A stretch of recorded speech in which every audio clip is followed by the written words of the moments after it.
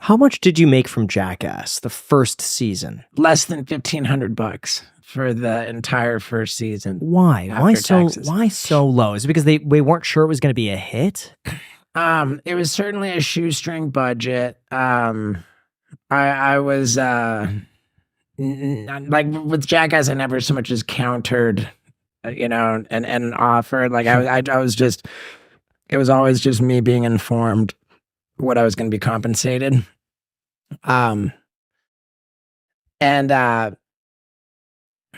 looking back on it, I just view it as I had to pay my dues. Sure. Like I felt that I was really not compensated financially for the early days of Jackass, but I was compensated in attention. They kind of made me a monster, where I was paid an opportunity. Yeah. What did you spend the money on? Do you remember? At that time, it was illicit substances. At that time. And when did the money really start rolling in after that came out? The first season of Jackass, I made less than $1,500.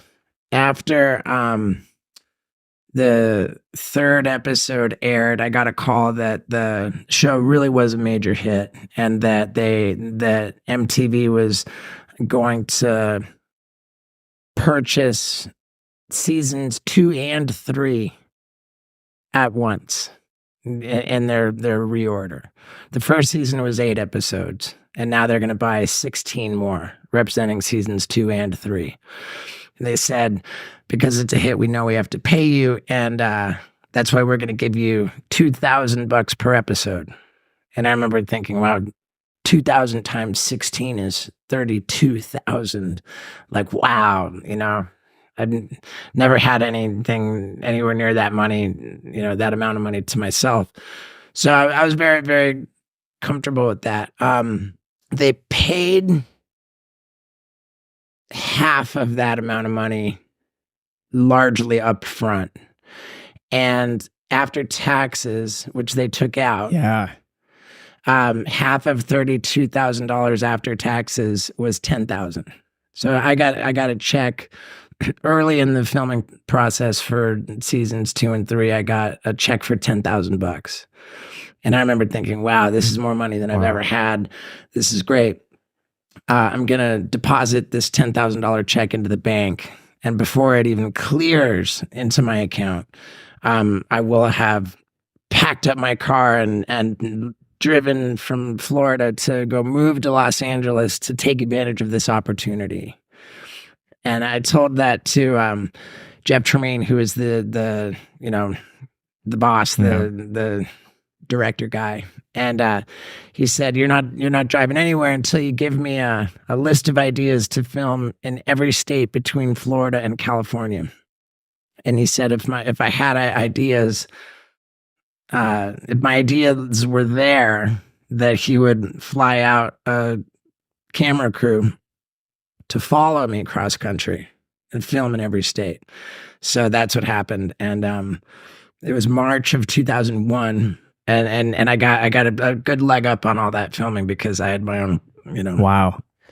But obviously that's not where like the money started really rolling in. Yeah. A bigger piece of, I suppose, financial security, it came about in January of 2001 when I got a call from a rave promoter in Cleveland, Ohio. He said he was throwing a party. He wanted to fly me to Cleveland for this night. I remember it was January 25th of 2001. He said, I'll fly you in the night of the party. I'll fly you out the next morning. You won't even be gone 24 hours. And I want to pay you $700 to attend this party. Just got to just be in attendance. And my response to this guy was, don't just give me $700. I will light myself on fire. Gosh. I will chew and swallow glass. Like that's kind of where I was at with all Wow. that. And sure enough, I went out there. I attended the party. It was broken up by cops for a venue being like Overcrowded. much overcrowded. I did all kinds of illicit substances all night. You know, then the next day and the next morning, he found me under his kitchen table. And he said he said, your flight departs in an hour. Do you even want to try it? And I was like, ah. So I ended up staying in Cleveland for about a week. Wow. I remember he said, you know, when do you need to be back? And I told him, oh, there's this girl I'm kind of into. I'd like to be back by Valentine's Day. He said, aren't you worried about, you know, like, I was like, oh, no, I got like, you know, at the time I had like, $1,500 in my bank account because I'd been working for some .com company videotaping things. It's like, ah, totally cool. This guy, I just saw kind of dollar signs in my willingness to do stuff, and he booked more personal appearance things. The next personal appearance that this guy arranged for me was in spring break, and it was just show up at a nightclub and just be there.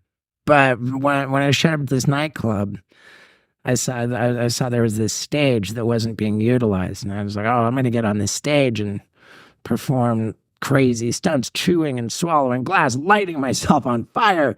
And what ended up happening was that I corralled, I don't know, maybe close to 1,000 people. Wow. You know, this whole nightclub just kind of went over to the stage to watch me do my silly dumb things, and that turned into a tour.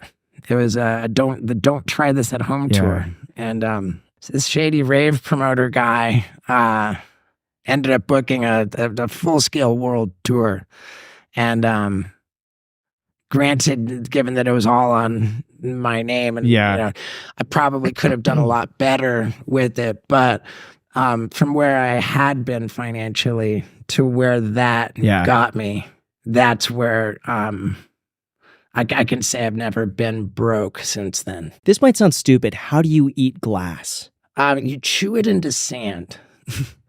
But how do you does it cut ever yourself? cut up your like tongue or your gums or No, you know what? When it's a light bulb. You know, you'll break a light bulb. Okay. And you can chew pieces of glass from a broken light bulb, and you effectively chew it into sand. It doesn't cut. How does it not cut? Is there a special way? What it does do is it's very bad for your teeth. Your teeth are effectively sanded down.